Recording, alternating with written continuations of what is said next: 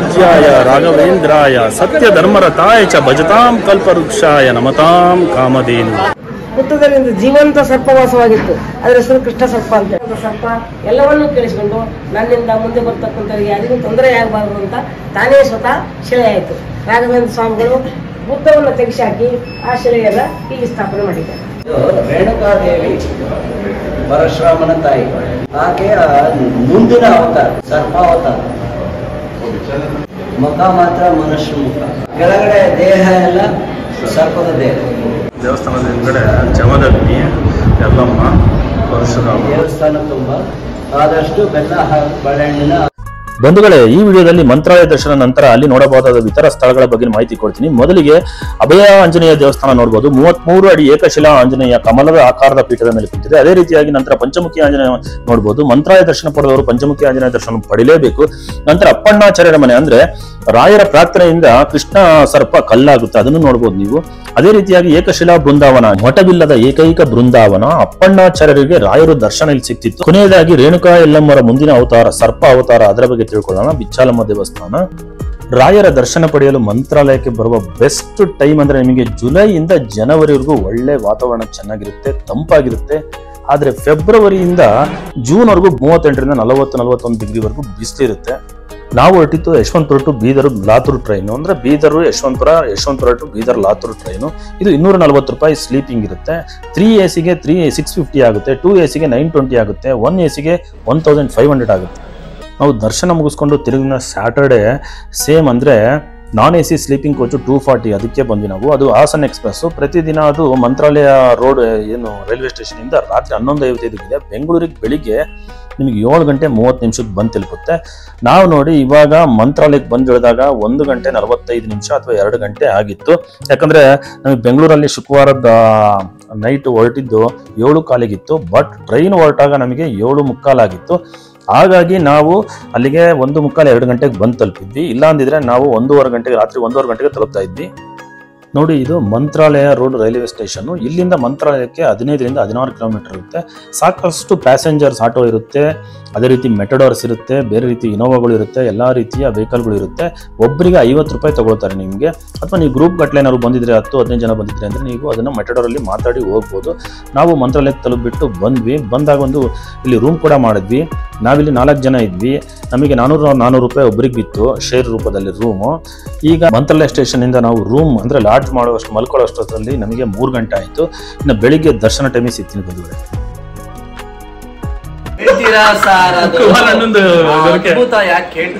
Kumar sir, ನಿಮ್ದು ಹೆಂಗಿತ್ತು ಗೊತ್ತಾ? ಬೆಳಿಗ್ಗೆ ಆ ಕಡೆ ನಿದ್ದೆ ಮಾಡ್ತೀರಾ, ಆ ಕಡೆ ತಿರ್ಕೊಂಡ್ರೆ ಈ ಕಡೆ ನಾನ್ ನಿದ್ದೆ ಮಾಡ್ತಾ ಇದ್ದೀನಿ. ಹೆಂಗಾಯ್ತು ಗೊತ್ತಾ? ನನ್ ಕಡೆ ಕುಮಾರ್ ತಿರುಗಿದ್ರು ಅಂದ್ರೆ ಗೊರ್ರ ಅಂತ ಬರೋದು. ನಾನ್ ಹೆಚ್ಚಾಗಿರ್ತಿದ್ದೆ, ನೀವು ಆರಾಮ ನಿದ್ದೆ ಹೊಡಿತಿದ್ರೆ. ನಿಮ್ ಕಡೆ ತಿರುಗಿದ ತಕ್ಷಣ ಗೊರ್ರ, ನಾನ್ ಈ ಕಡೆ ನಿದ್ದೆ ಹೊಡಿತಿದ್ದೆ. ಒಳ್ಳೆ ಚೆನ್ನಾಗಿತ್ತು ಕುಮಾರ್. ಅದ್ರಾಗ ಇವ್ರು ಕಿಲಾಡಿ ಹೋಗ್ಬಿಟ್ರು ಆ ಕಡೆಗೆ. ಶನಿವಾರ ಬೆಳಿಗ್ಗೆ 9 ಗಂಟೆಗೆ ಎಲ್ಲರೂ ರೆಡಿ ಆಗಿಬಿಟ್ಟು ರಾಯರ ದರ್ಶನಕ್ಕೆಂದು ಮಠಕ್ಕೆ ಬಂದ್ವಿ.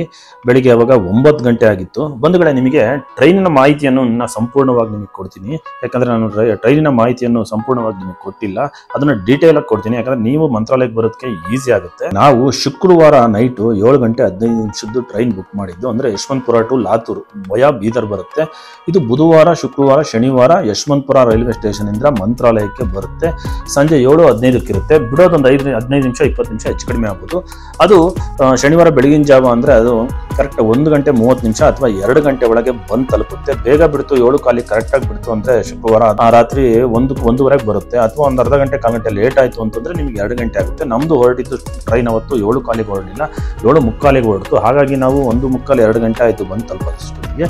ನಿಮಗೆ ಪ್ರತಿದಿನ ಸಂಗೊಳ್ಳಿ ರಾಯಣ್ಣ ರೈಲ್ವೆ ಸ್ಟೇಷನ್ ಇಂದ ರಾತ್ರಿ 11 ಗಂಟೆಗೆ ನಿಮಗೆ ಟ್ರೈನ್ ಇದೆ. ಅದು ನಿಮಗೆ ಮಂತ್ರಾಲಯಕ್ಕೆ ಬೆಳಿಗ್ಗೆ 7 ಗಂಟೆ 30 ನಿಮಿಷಕ್ಕೆ ಬರುತ್ತೆ. ನಿಮಗೆ ಅದು ಸ್ವಲ್ಪ ಲಾಂಗ್ ಆಗುತ್ತೆ. ನಮ್ಮ ಟ್ರೈನ್ ಏನಿದೆ ಇದು ಯಶವಂತಪುರ ಬೀದರ್ ಲಾತೂರ್ ಟು ಟ್ರೈನ್. ಇದು ಕೇವಲ 6 ಗಂಟೆ 15 ನಿಮಿಷ ತಗೊಳುತ್ತೆ ಪ್ರಯಾಣ ಅಷ್ಟೇ. ಇದು ನಾವೆಲ್ಲ ರೆಡಿ ಆಗ್ಬಿಟ್ಟಿದೀವಿ. ವೈಟ್ ಡ್ರೆಸ್ ಹಾಕೊಂಡು ಸಂಪ್ರದಾಯ ಉಡುಗೆಯನ್ನ ಹಾಕೊಂಡು ಮಂತ್ರಾಲಯದ ರಾಘವೇಂದ್ರ ಸ್ವಾಮಿಯವರ ದರ್ಶನವನ್ನು ಪಡೆಯಲು ಹೋಗ್ತಾ ಇದ್ದೀವಿ. ಎಲ್ಲ ಆಗ್ಬಿಡಿ. ರಾಯರ ದರ್ಶನ ಪಡೆಯೋದಕ್ಕಿಂತ ಮುಂಚೆ ತಾಯಿ ಮಂಚಾಲಮ್ಮ ಸನ್ನಿಧಿ ದರ್ಶನ ಪಡಿಬೇಕು. ತಾಯಿಯ ದರ್ಶನ ಪಡೆದ ನಂತರ ನಾವು ರಾಯರ ದರ್ಶನವನ್ನು ಪಡಿಬೇಕಾಗುತ್ತೆ.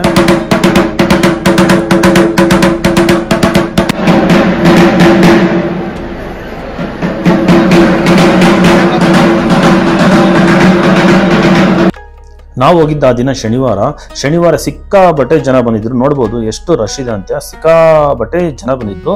ಇಲ್ಲಿ ಏನಪ್ಪ, ಬೃಂದಾವನ ಸುತ್ತನೂ ಬಹಳಷ್ಟು ಜನ ಹರಕೆಯನ್ನು ಹೊತ್ಕೊಂಡಿರ್ತಾರೆ, ಉರುಳು ಸೇವೆ ಮಾಡ್ತಾರೆ, ಮಂಡಿ ಊರಿ ನಮಸ್ಕರಿಸೋದು ಕೂಡ ಮಾಡ್ತಾರೆ, ಹೆಜ್ಜೆ ಮೇಲೆ ಹೆಜ್ಜೆ ಇಟ್ಬಿಟ್ಟು ಅದು ಕೂಡ ಸೇವೆ ಮಾಡ್ತಾರೆ. ಇವರು ಹರಕೆಯನ್ನು ಮಾಡ್ಕೊಂಡಿರ್ತಾರೆ. ಬಹಳಷ್ಟು ಜನ ಈ ರೀತಿ ಮಾಡ್ತಾ ಇರ್ತಾರೆ, ನೀವು ನೋಡ್ಬೋದು. ಇಲ್ಲಿ ಇದು ರಾಯರ ಮೇಲಿಟ್ಟಿರುವ ಅವರವರ ಭಕ್ತಿಯನ್ನು ನಾವು ನೋಡ್ಬೋದು, ಅವರ ಭಕ್ತಿಯನ್ನು ಇಲ್ಲಿ ತೋರಿಸುತ್ತೆ.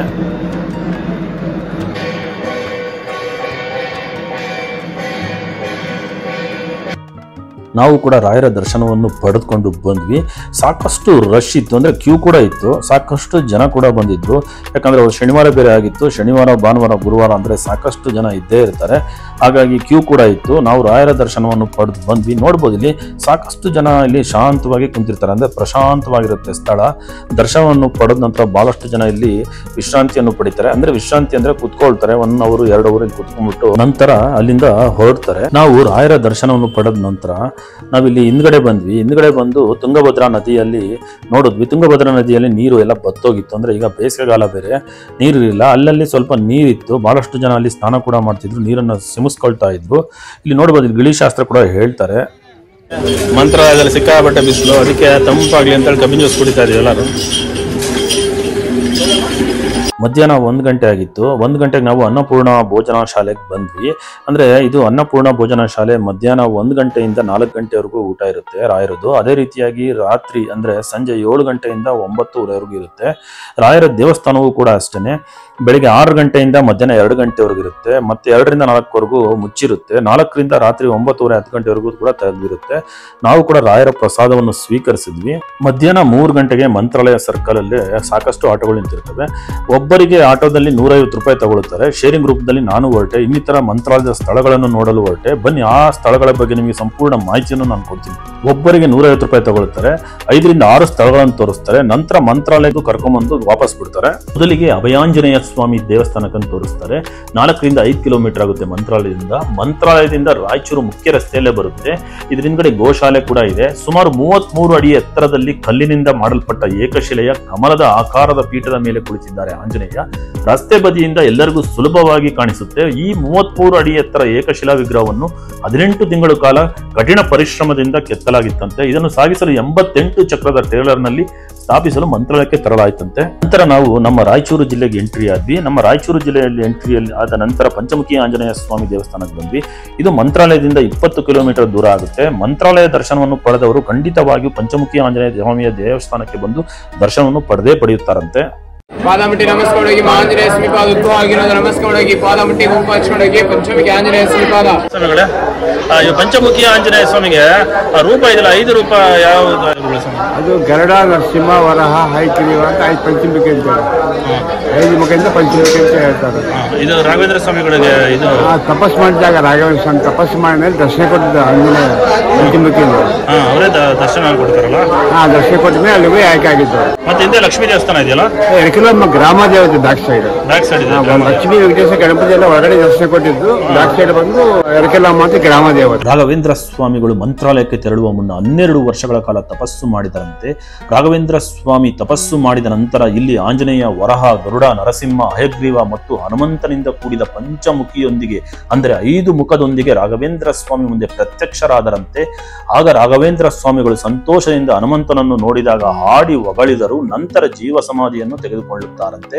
ಹಾಗಾಗಿ ಈ ಸ್ಥಳಕ್ಕೆ ಪಂಚಮುಖಿ ಎಂದು ಹೆಸರು ಬರುತ್ತೆ. ತ್ರೇತಾಯುಗದಲ್ಲಿ ರಾಮ ಮತ್ತು ಲಕ್ಷ್ಮಣರನ್ನು ಮಹಿರಾವಣನು ಅಪಹರಿಸಿಕೊಂಡು ಹೋದಾಗ ಅವರನ್ನು ರಕ್ಷಿಸಲು ಆಂಜನೇಯನು ಇಲ್ಲಿಗೆ ಬಂದನು ಎಂದು ಪುರಾಣಗಳು ಹೇಳುತ್ತೆ. ಆಂಜನೇಯನು ಮಹಿರಾವಣ ಬಳಿಗೆ ಹೋಗಲು ಎರಕಲಾಂಬ ದೇವಾಲಯದ ಬಳಿಯ ಗುಹೆಯನ್ನು ಬಳಸಿಕೊಂಡರಂತೆ. ಇಲ್ಲಿ ಆಂಜನೇಯ ಸ್ವಾಮಿಯ ಜೋಡಿ ಪಾದರಕ್ಷೆಗಳು ಕೂಡ ಇವೆ. ಅದನ್ನು ದೇವಾಲಯದ ಪೂರ್ವ ಭಾಗದಲ್ಲಿ ಆಂಜನೇಯ ಸ್ವಾಮಿಗೆ ಸಂಬಂಧಿಸಿದ ಹಾಸಿಗೆ ಮತ್ತು ದಿಂಬಿನಂತೆ ಕಾಣುವ ಬೃಹತ್ ಬಂಡೆಯ ಆ ರಚನೆಗಳಿವೆ. ಅದೇ ರೀತಿ ಬೃಹತ್ ಬಂಡೆಯ ಪುಷ್ಪಕ ವಿಮಾನ ಕೂಡ ನಾವು ಇಲ್ಲಿ ನೋಡಬಹುದು. ದೇವಸ್ಥಾನದ ಒಳಗಡೆ ಲಕ್ಷ್ಮೀ ದೇವರಿದ್ದಾರೆ. ಬಹಳಷ್ಟು ಜನ ದೇವಸ್ಥಾನದ ಹಿಂದುಗಡೆ ಕಾಣುವುದು ಲಕ್ಷ್ಮೀ ದೇವಸ್ಥಾನ ಎಂದುಕೊಂಡಿದ್ದಾರೆ. ಅದು ಆ ಊರಿನ ಗ್ರಾಮ ದೇವತೆಯಾಗಿದೆ. ಪಂಚಮುಖಿ ಆಂಜನೇಯನಿಂದ ಹೊರಟು ನಾವು ಅಪ್ಪಣ್ಣಾಚಾರ್ಯರ ಮನೆಗೆ ಬರ್ತೇವೆ. ಅಪ್ಪಣ್ಣಾಚಾರ್ಯರ ಮನೆ ಕೇವಲ 8 ರಿಂದ 10 ಕಿಲೋಮೀಟರ್ ಆಗುತ್ತೆ ಪಂಚಮುಖಿಯಿಂದ. ಬಿಚ್ಚಾಲಿನಾಗ ನಾಗಪ್ಪ ಕೃಷ್ಣ ಸರ್ಪದ ಬಗ್ಗೆ ಮತ್ತು ರಾಯರು ವಿಶ್ರಾಂತಿ ಪಡೆಯುತ್ತಿದ್ದ ಬಗ್ಗೆ ನಾನು ಇಲ್ಲಿ ತಿಳಿಸ್ಕೊಡ್ತೀನಿ. ಅಪ್ಪಣ್ಣಾಚಾರ್ಯರ ಮನೆಯಲ್ಲಿ ರಾಯರು 13 ವರ್ಷಗಳ ಕಾಲ ವಿಶ್ರಾಂತಿ ಪಡೆದರಂತೆ. ರಾಯರ ನಿಜವಾದ ಛಾಯಾಚಿತ್ರಗಳು ಗೋಡೆ ಸುತ್ತಲೂ ನೀವು ಇಲ್ಲಿ ಕಾಣ್ಬೋದು. ಬಿಚ್ಚಾಲಿ ನಾಗಪ್ಪ ಅಂದ್ರೆ ಕೃಷ್ಣ ಸರ್ಪದ ಬಗ್ಗೆ ತಿಳಿದುಕೊಳ್ಳೋಕಿನ್ನ ಮುಂಚೆ ರಾಯರು ಮತ್ತು ಅಪ್ಪಣ್ಣಾಚಾರ್ಯರ ಗುರು ಶಿಷ್ಯರ ಬಾಂಧವ್ಯವನ್ನು ತಿಳಿದುಕೊಳ್ಳೋಣ. ರಾಯರು ಅಪ್ಪಣ್ಣವರಿಗೆ ತಿಳಿಸದೆ ಮಂಚಾಲಯದಲ್ಲಿ ಬೃಂದಾವನ ಪ್ರವೇಶ ಮಾಡಿರುತ್ತಾರೆ. ವಿಷಯವನ್ನು ತಿಳಿದ ಅಪ್ಪಣ್ಣಾಚಾರ್ಯರು ದುಃಖಿಸುತ್ತಾ ಪ್ರವಾಹದಿಂದ ಕೂಡಿದ ತುಂಗಭದ್ರಾ ನದಿ ಪ್ರವೇಶ ಮಾಡಿ ಮಂಚಾಲೆಗೆ ಹೋಗುತ್ತಾರೆ. ಆಗಲೇ ಪ್ರಾರಂಭವಾದದ್ದು ರಾಯರ ಸ್ತೋತ್ರ. ಅವರ ಭಕ್ತಿಗೆ ರಾಯರು ಅನುಗ್ರಹಿಸಿ ತುಂಗಭದ್ರೆ ದಾರಿ ಮಾಡಿಕೊಡುತ್ತಾಳೆ. ಅವರಿಗೆ ಅರಿವಿಲ್ಲದೆ ಮಂಚಾಲೆ ತಲುಪುತ್ತಾರೆ. ಅಷ್ಟು ಹೊತ್ತಿಗೆ ರಾಯರು ಬೃಂದಾವನ ಪ್ರವೇಶ ಮಾಡಿರುತ್ತಾರೆ. ಹುತ್ತದಲ್ಲಿ ಜೀವಂತ ಸರ್ಪವಾಸವಾಗಿತ್ತು. ಅದರ ಹೆಸರು ಕೃಷ್ಣ ಸರ್ಪ ಅಂತೇಳಿ. ಅಪ್ಪಣ್ಣಾಚಾರ್ಯ ಪ್ರತಿದಿನ ಹನುಮಂತ ದೇವಿ ಪೂಜೆ ಆದ ನಂತರ ಒಂದು ಬೆಳ್ಳಿ ತಮ್ಗೆಲ್ಲ ಹಾಲನ್ನು ತುಂಬಿಕೊಂಡೋಗಿ ಹೊರಗಡೆ ನೈವೇದ್ಯಕ್ಕಂತ ಇಟ್ಕೊಂಡು ಕೊಡ್ತಾ ಇದ್ರು. ಸರ್ಪ ಹೋಗಿ 11-12 ಸುಮಾರು ಹಾಲನ್ನು ಕುಡಿದು ಹೊರ ಬಂದು ಕೂತು ಸೇರ್ತಾ ಇದ್ರು. ಪ್ರತಿದಿನ ರಾಘವೇಂದ್ರ ಸ್ವಾಮಿಗಳು ಮತ್ತು ಅಪ್ಪಣ್ಣಾಚಾರ್ಯರು ಪ್ರತ್ಯಕ್ಷ ಕಣ್ಣಾರ ನೋಡ್ತಾ ಇದ್ರು. ಒಂದು ದಿವಸ ರಾಘವೇಂದ್ರ ಸ್ವಾಮಿಗಳು, ಅಪ್ಪಣ್ಣ, ಈ ಸರ್ಪ ನಮಗೇನು ತೊಂದರೆ ಮಾಡ್ತಾ ಇಲ್ಲ, ಮುಂದೆ ಬರ್ತಕ್ಕಂಥ ಭಕ್ತಾದಿಗಳು ಹೆಣ್ಮಕ್ಳು ಹುಡುಗರಿಗೆ ಯಾರಿಗಾರ ತೊಂದರೆ ಆಗಿತ್ತು ಅಂತೇಳಿ ನಾವು ವಿಶ್ರಾಂತಿ ತೆಗೆದುಕೊಳ್ತಾ ಸ್ಥಳದಲ್ಲಿ ಕೈ ಜೋಡಿಸ್ಕೊಂಡು ಭಕ್ತಿಯಿಂದ ದೇವರನ್ನು ಪ್ರಾರ್ಥನೆ ಮಾಡಿಕೊಂಡ್ರು. ಅಲ್ಲಿ ದೇವರನ್ನು ಪ್ರಾರ್ಥನೆ ಮಾಡಿಕೊಂಡ್ರೆ ಹುತ್ತದಲ್ಲಿರ್ತಕ್ಕಂಥ ಸರ್ಪ ಎಲ್ಲವನ್ನೂ ಕೇಳಿಸ್ಕೊಂಡು ನನ್ನಿಂದ ಮುಂದೆ ಬರ್ತಕ್ಕಂಥವ್ರಿಗೆ ಯಾರಿಗೂ ತೊಂದರೆ ಆಗಬಾರ್ದು ಅಂತ ತಾನೇ ಸ್ವತಃ ಶಿಲೆ ಆಯಿತು. ರಾಘವೇಂದ್ರ ಸ್ವಾಮಿಗಳು ಬುದ್ಧವನ್ನು ತೆಗೆಸಾಕಿ ಆ ಶಿಲೆಯನ್ನು ಇಲ್ಲಿ ಸ್ಥಾಪನೆ ಮಾಡಿದ್ದಾರೆ. ನಂತರ ನಾವು ಏಕಶಿಲಾ ಬೃಂದಾವನಕ್ಕೆ ಬರ್ತೀವಿ. ಇದು ಬಿಚ್ಚಾಲೆ ಗ್ರಾಮದಲ್ಲಿ ಬರುತ್ತೆ. ಇಲ್ಲಿ ರಾಯರು ಮತ್ತು ಅಪ್ಪಣ್ಣಾಚಾರ್ಯರು ಬಹಳಷ್ಟು ಕಾಲ ಕಳೆಯುತ್ತಿದ್ದರಂತೆ. ಇಲ್ಲಿ ನೋಡಬಹುದು ನೀವು ರಾಯರು ಬಳಸುತ್ತಿದ್ದ ಒರಳು ಕಲ್ಲು. ತುಂಗಭದ್ರಾ ನದಿಯ ಇನ್ನೊಂದು ದಡದಲ್ಲಿ ಏಕಶಿಲಾ ಬೃಂದಾವನ ಬರುತ್ತೆ. ಇಲ್ಲಿ ನೋಡಬಹುದು ನೀವು ತೆಪ್ಪದಲ್ಲಿ ಬಹಳಷ್ಟು ಜನ ಕುತ್ಕೊಂಡು ಹೋಗ್ತಾ ಇದ್ದಾರೆ. ಒಬ್ಬರಿಗೆ 100 ರೂಪಾಯಿ ಅಂತ ತೆಪ್ಪದಲ್ಲಿ ಕರ್ಕೊಂಡು ಹೋಗ್ತಾರೆ. ತೆಪ್ಪದಲ್ಲಿ 4 ರಿಂದ 5 ಜನ ಕೂತ್ಕೊಳ್ತಾರೆ. ಇದೇ ರೀತಿಯಾಗಿ ತೆಪ್ಪದಲ್ಲಿ ಕೂತ್ಕೊಂಡು ಇಲ್ಲಿನ ಸೌಂದರ್ಯವನ್ನು ಬಹಳಷ್ಟು ಜನ ಆನಂದಿಸುತ್ತಾರೆ. ರಾಯರ ನೆಚ್ಚಿನ ಶಿಷ್ಯ ಅಪ್ಪಣ್ಣಾಚಾರ್ಯರು ಮೇಲ್ವಿಚಾರಣೆಯಲ್ಲಿ ಖುದ್ದಾಗಿ ಈ ಬೃಂದಾವನವನ್ನು ನಿರ್ಮಿಸಿದರು. ಮಠವಿಲ್ಲದ ಏಕೈಕ ಬೃಂದಾವನ ಇತರ ಬೃಂದಾವನಗಳಿಗಿಂತ ಭಿನ್ನವಾಗಿದೆ. ರಾಯರು ಸ್ವಂತ ಅಪ್ಪಣ್ಣಾಚಾರ್ಯರ ಕನಸಿನಲ್ಲಿ ಒಂದು ಬೃಂದಾವನವನ್ನು ನಿರ್ಮಿಸಲು ಕೇಳಿಕೊಂಡರಂತೆ. ಇದಕ್ಕೂ ಒಂದು ಹಿನ್ನೆಲೆ ಇದೆ. ಆ ಹಿನ್ನೆಲೆ ಏನೆಂದರೆ ರಾಯರು ಬೃಂದಾವನ ಪ್ರವೇಶಿಸಿದ ನಂತರ ಅಪ್ಪಣ್ಣಾಚಾರ್ಯರ ಭಕ್ತಿ ಕಡಿಮೆ ಆಗಲಿಲ್ಲವಂತೆ. ಅವರ ಮೇಲಿನ ಭಕ್ತಿಗೆ ಮತ್ತು ಗೌರವಕ್ಕೆ ರಾಯರು ಕನಸಿನಲ್ಲಿ ಬಂದು ನಾವಿಬ್ಬರು ಕುಳಿತುಕೊಳ್ಳುತ್ತಿದ್ದ ಸ್ಥಳದಲ್ಲಿ ಬೃಂದಾವನವನ್ನು ನಿರ್ಮಿಸಲು ಹೇಳಿದರಂತೆ. ನೀವು ಅಲ್ಲಿ ಬೃಂದಾವನವನ್ನು ನಿರ್ಮಿಸಿದರೆ ನಾನು ಅಲ್ಲಿಗೆ ಬರುತ್ತೇನೆ ಎಂದು ಕೂಡ ಅಪ್ಪಣ್ಣವರಿಗೆ ತಿಳಿಸಿ ಮಂತ್ರಾಲಯಕ್ಕೆ ಬರುವ ಅಗತ್ಯವಿಲ್ಲ ಎಂದು ಕೂಡ ತಿಳಿಸಿದರಂತೆ. ಅದೇ ರೀತಿಯಂತೆ ಅಪ್ಪಣ್ಣಾಚಾರ್ಯರು ಮೇಲ್ವಿಚಾರಣೆ ಮಾಡಿ ಏಕೈಕ ಮಠವಿಲ್ಲದ ಏಕಶಿಲಾ ಬೃಂದಾವನವನ್ನು ಇಲ್ಲಿ ನಿರ್ಮಿಸಿದ್ದರು ಮತ್ತು ಇಲ್ಲಿ ಅಪ್ಪಣ್ಣಾಚಾರ್ಯರು ಈ ಬೃಂದಾವನವನ್ನು ಭಕ್ತಿ ಭಾವದಿಂದ ಪೂಜೆ ಮಾಡುತ್ತಿದ್ದಂತೆ. ಕೊನೆಯದಾಗಿ ಮಂತ್ರಾಲಯ ದರ್ಶನದ ವಿಡಿಯೋದಲ್ಲಿ ಶ್ರೀ ಕ್ಷೇತ್ರ ಬಿಚ್ಚಾಲಮ್ಮನ ದೇವಸ್ಥಾನದ ಬಗ್ಗೆ ತಿಳಿಸ್ಕೊಡ್ತೀನಿ. ಇದು ಏಕಶಿಲಾ ಬೃಂದಾವನದ ಪಕ್ಕದಲ್ಲೇ ಬರುತ್ತೆ. ಶ್ರೀ ಕ್ಷೇತ್ರ ಬಿಚ್ಚಾಲಮ್ಮ ದೇವಸ್ಥಾನ ಸೌದತ್ತಿ ರೇಣುಕಾ ಯಲ್ಲಮ್ಮನವರ ಮುಂದಿನ ಅವತಾರವೇ ಸರ್ಪ ಅವತಾರವಾಗಿರುತ್ತೆ. ಅದೇ ಈ ದೇವಸ್ಥಾನ ಬಿಚ್ಚಾಲಮ್ಮ ದೇವಸ್ಥಾನ. ಇನ್ನೊಂದು ವಿಶೇಷತೆ ಏನಂದ್ರೆ ಶ್ರೀ ಬಿಚ್ಚಾಲಮ್ಮ ದೇವಸ್ಥಾನದ ವಿಶೇಷತೆ ಏನಂದ್ರೆ ಈ ದೇವಸ್ಥಾನದ ಕಟ್ಟಡವು ಬಾಳೆಹಣ್ಣು ಹಾಗೂ ಬೆಲ್ಲದಿಂದ ಕಟ್ಟಲಾಗಿದೆಯಂತೆ. ಈ ದೇವಸ್ಥಾನದಲ್ಲಿ ನೀವು ಸೌದತ್ತಿ ರೇಣುಕಾ ಯಲ್ಲಮ್ಮನವರನ್ನು ಸರ್ಪ ಅವತಾರದಲ್ಲಿ ಕಾಣಬಹುದು. ರಾಘವೇಂದ್ರ ಸ್ವಾಮಿಗಳ ಸಂದರ್ಭದಲ್ಲಿ ಬಯದ ಬೈಗೆ ಕ್ರಮೇಣ ಮಂತ್ರಾಲಯ ಆಯಿತು. ಮಂಚಾಲಮ್ಮ ಅಲ್ಲಿಯ ಗ್ರಾಮ ದೇವತೆ. ಇದು ಭಿಕ್ಷಾಲಯ ಇದೆ. ಭಿಕ್ಷಾಲಯ ಇದ್ದಿದ್ದು ಬರ್ತಾ ಬಿಚ್ಚಾಲಯ ಆಯಿತು. ಬಿಚ್ಚಾಲಮ್ಮ ಇಲ್ಲಿಯ ಗ್ರಾಮ ದೇವತೆ. ರೇಣುಕಾದೇವಿ ಪರಶುರಾಮನ ತಾಯಿ. ಆಕೆಯ ಮುಂದಿನ ಅವತಾರ ಸರ್ಪಾವತಾರ. ಮುಖ ಮಾತ್ರ ಮನುಷ್ಯ ಮುಖ. ಕೆಳಗಡೆ ದೇಹ ಎಲ್ಲ ಸರ್ಪದ ದೇಹ. ಈ ದೇವಸ್ಥಾನ ತುಂಬ ಆದಷ್ಟು ಬೆಲ್ಲ ಬಾಳೆಹಣ್ಣಿನ ಮಿಶ್ರಣ ಅಂದ್ರೆ ಪ್ಲಾಸ್ಟ್ರಿಂಗ್ ಮಾಡಿದ್ರು.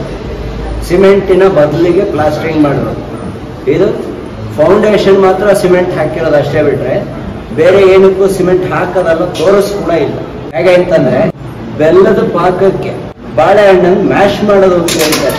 ಮಕ್ಕಳಿಗೆ ಊಟ ಮಾಡಿಸ್ಬೇಕಾದ್ರೆ ಮೆತ್ತಗೆ ಮಾಡ್ತಾರೆ, ಗೊತ್ತಿರ್ಬೇಕು ನಿಮಗೆಲ್ಲ.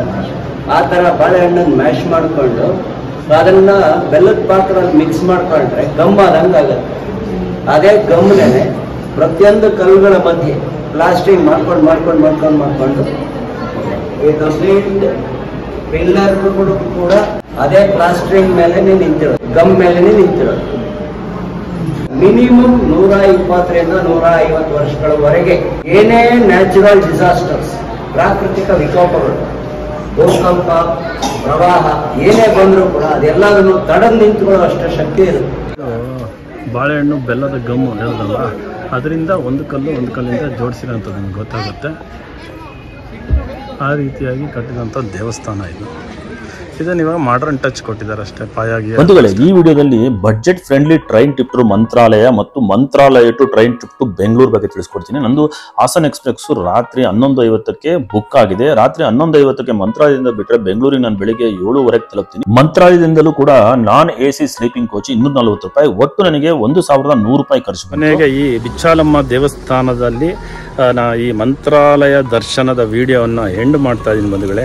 ವಿಡಿಯೋ ಚೆನ್ನಾಗಿತ್ತು, ಮಾಹಿತಿ ಚೆನ್ನಾಗಿತ್ತು ಅಂತಂದರೆ ಲೈಕ್ ಮಾಡಿ, ಶೇರ್ ಮಾಡಿ, ಕಮೆಂಟ್ ಮಾಡಿ. ಅದೇ ರೀತಿ ಮೊದಲ ಬಾರಿ ನನ್ನ ವಿಡಿಯೋನ ಯಾರು ನೋಡ್ತಾ ಇದ್ದೀರೋ ಅವರೆಲ್ಲ ಪ್ಲೀಸ್ ಸಬ್ಸ್ಕ್ರೈಬ್ ಆಗಿ. ಇದೇ ರೀತಿ ಇನ್ನೊಂದು ಒಳ್ಳೆ ವಿಡಿಯೋದಲ್ಲಿ ಸಿಗ್ತೀನಿ. ಅಲ್ಲಿವರೆಗೂ ಬಾಯ್ ಬಾಯ್, ಸಿ ಯು.